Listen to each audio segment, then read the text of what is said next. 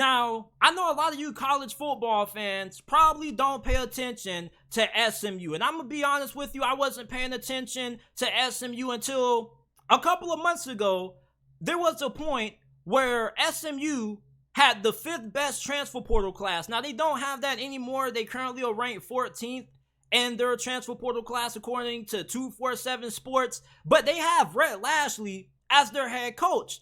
Now, most of you guys don't know this, but I'm a diehard Miami Hurricanes fan. Yeah, I know it's bold to say that in the year 2023, but I will always follow Rhett Lashlee because of him being the best offensive coordinator that the Miami Hurricanes have had in my whole entire lifetime being a Miami Hurricanes fan. I've been a Hurricanes fan since 2010, and we have just had awful OC after awful OC after awful OC. So the one good OC we had, he ended up getting snatched up by SMU to become their head coach, and it was a very good hire by SMU because you look at the way their offense played last season, their offense was spectacular, and they went 7-6. And SMU quietly is a program that if you are a non-SMU fan and you're just a fan of college football in general, you need to keep your eyes out on them because they now have a NIL collective that's putting a lot of bread together and they're dropping that bag. They are spending a lot of money, putting a lot of money into this football program. So you already knew that Texas had a lot of money. We know that TCU and Texas, they got really good alumni bases, but so does SMU. They got their collective together, and I think that was a large reason why they were able to have so much success in the transfer portal this offseason. Now, a lot of the guys they got from the transfer portal were former Hurricane players. We should, instead of calling them the SMU Mustangs, we should call them the SMU Hurricanes because a lot of these Miami Hurricane players, they hit that transfer portal, and Rhett Lashlee said, you know what? Come on to SMU. Just gave him a big old hug, and you got wide receiver Keyshawn Smith, who he had a really disappointing season last year. He was expected to break out after having a really good 2021 campaign, but he struggled with concentration drops. He just wasn't really all that great. So he goes to Rhett Lashlee, the guy who had the most success under. He should be really good for SMU this season. You also got Rooster at running back. I was really hurt when the Hurricanes lost Rooster. SMU, y'all better take good care of Jalen Knight, and this dude is a really good running back. You also got LJ Johnson. LJ Johnson, this dude was the 8th best running back in the transfer portal this offseason. So you were able to snatch him up. You also got Jordan Hudson, formerly played for TCU. He was the 6th ranked wide receiver in the transfer portal. So SMU, they've been stacking talent out of the transfer portal when it comes to their skill position. But what about the offensive line? Well, the offensive line, they also picked up 3 really good offensive linemen from the transfer portal. So this offense should be really good, and it probably could end up being better than what it was last year. You want to know why? Because they got Preston Stone. Now, Preston Stone, I'm going to be honest with you, is a large reason why I was motivated to talk about SMU on this episode of the podcast, because I was scrolling down my news feed on Instagram, and I ended up seeing a reel by the 33rd team that was collaborating with somebody else saying that Preston Stone is Johnny Manziel 2.0. Now, I love me some Johnny Manziel. I don't give a damn what happened to him in the NFL. Johnny Manziel was a college football legend, and he really is the dude who got me invested into college football, man. Like, be honest, there was one point when you were my age in 5th grade or in middle school, when you were doing this, when you was doing a little money signs with Texas A&M, everybody wanted to play quarterback and run around in the backyard and just throw the football up in the middle of the field. So when I saw that Preston Stone was getting compared to Johnny Manziel, I was like, okay, I got to check in the SMU football. And Preston Stone, turns out this dude ends up being one of the highest rated recruits in SMU history. So SMU, they just got it going on right now. You got Rhett Lashlee as your head coach. You got your alumni base spending that bag for your NIL collective. And you're getting some really talented players out of the transfer portal. And just not just that, but you're getting a really damn good quarterback in Preston Stone. Like, I was watching this dude's high school highlights. Like, this dude was getting sticky. he was getting sticky. Now, either this guy has some insane joystick skills, or either he was playing behind one of the worst offensive lines that I've ever seen in my whole entire life watching high school football. But Preston Stone, I think, is going to be really good for SMU this year, and there are a lot of SMU fans who are hyped up for this dude. Now, we got to talk about this defense. Now, I know the defense is a sore subject for you SMU fans, and you know, the defense last year was awful at everything. They couldn't stop the run. As a matter of fact, they were giving up over 200 yards per game on the ground. Like, damn, how does that even happen? How do you allow your defense to be that bad where you just give up over 200 yards on the ground? So you think with their rushing defense being that bad, their pass defense would be a little bit better, but their pass defense wasn't even better. Like, how are you just as bad defending the pass as you is defending the run? Like, this defense couldn't stop a fly.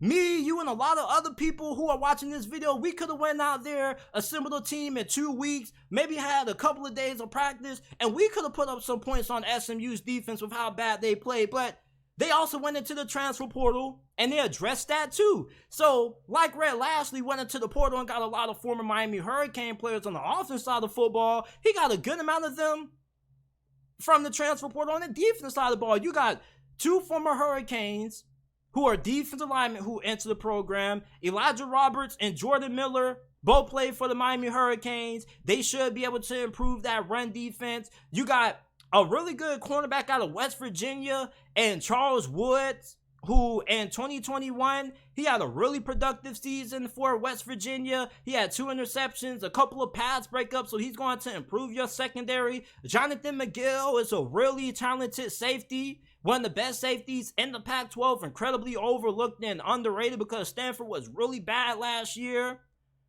So you look at this defense should improve this year, even though I'm not expecting it to improve too much, because anytime you just have an offense that scores so many points and scores so fast like SMU does, like, you're never really going to have a good defense, because unless you got great depth, which SMU probably doesn't have at cornerback, your guys are going to get tired fairly quickly. So even if SMU's defense improves, I don't think it's going to be a drastic improvement. But why do they need defense if they can just outscore everybody? Like, SMU should have one of the best offenses in college football this year. You got Preston Stone. You got a loaded group of wide receivers. You have a really good offensive line.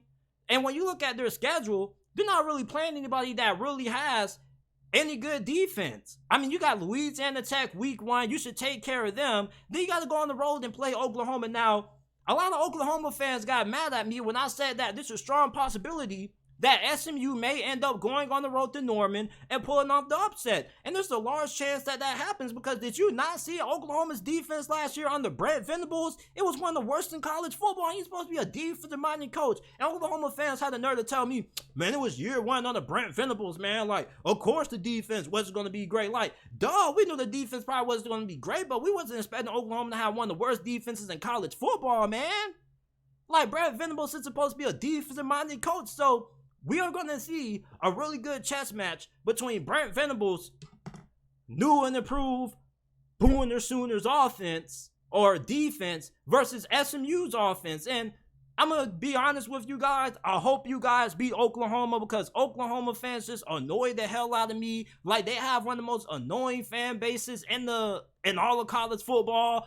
Booner, Sooner. Like, you don't know how aggravating it is to hear that, man. Like, I hope y'all go on the road and smash those boys, man. Like, I hope y'all just don't beat them by a last-minute touchdown, something like. I really hope that y'all go on the road and y'all crack those boys back to reality, man. Because some of these Oklahoma fans, like, I think that they kind of was born on the short bus. No disrespect, but some of those Oklahoma fans are just a little bit unrealistic with their expectations, man. Like, they worse than Texas fans, and you wouldn't even think about it. Like, I hope y'all smash them, man. Like, please smash Oklahoma for me, SMU. Like, if y'all don't do anything else, like, if y'all don't beat another great team, like, even if y'all lose to TCU, like, just beat Oklahoma, bruh. Just please, because they got so bent out of shape because I said y'all had a chance. Like, I really hope y'all beat Oklahoma, man. Then y'all play a school called Prairie View, wherever that is. Then you got to go on the road and play TCU. Now, that's a game that I think you have a good chance of being able to beat.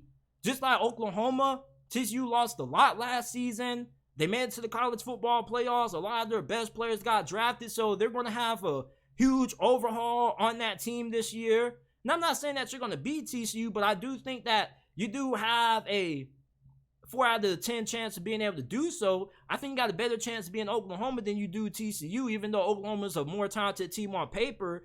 Then this is where you enter conference play, and you should be able to take care of your conference because you avoid playing any of the top teams in the American this year when it comes to your regular season schedule. You got to play Charlotte, then you're playing ECU on the road off a bye, then you got Temple on the road, Tulsa, you got to play Rice with JT Daniels there. I believe he's the quarterback at Rice now. Like, golly, they just throwing this dude all around. They just passing this dude like a whore in high school. But you got North Texas, then you got Memphis and Navy. So my ceiling for SMU, if everything goes right, I got them at 10 wins. I think that this can be one of the best group of 5 teams in college football this year. You look at what you guys have brought in via the transfer portal on both sides of the football. You're going to be drastically improved on defense, hopefully. We're just going to have to pray to the football gods on it. Hopefully they answer our prayers and SMU can have somewhat of a defense this year. And you don't even need to have a great defense. Like, your defense just needs to be at least, slightly below average. And I think that would be a huge improvement because this defense was nothing below average. They were below awful, if that's even possible. Like, if there was something called below awful, SMU's defense was the definition of it last year. Now, my floor, if everything goes wrong for SMU, I think they end up winning 7 games. So let's say this defense is still as bad as what it was last year, and Preston Stone is a little bit overhyped and he isn't all that great. I think SMU probably ends up winning 7 games, but still being bowl eligible because their schedule is not that tough. So I think SMU is a program that if you are a casual college football fan, you need to pay attention to SMU, man, because they doing some really good things over there. And SMU possibly could be a team that ends up getting invited to a Power 5 conference. Maybe they get an invitation from the Pac-12. I know they've had some Pac-12 rumors going around that maybe SMU could join and be a new member of that conference with, a lot of uncertainty around the Pac-12 and how it's going to look after USC and UCLA leave for the Big Ten next year. But I think SMU is definitely a program that's starting to trend up. They have their NIL collective together. They also have a really good head coach in Rhett Lashlee. They use the transfer portal really well. So keep your eyes on SMU this year. Do not sleep on SMU.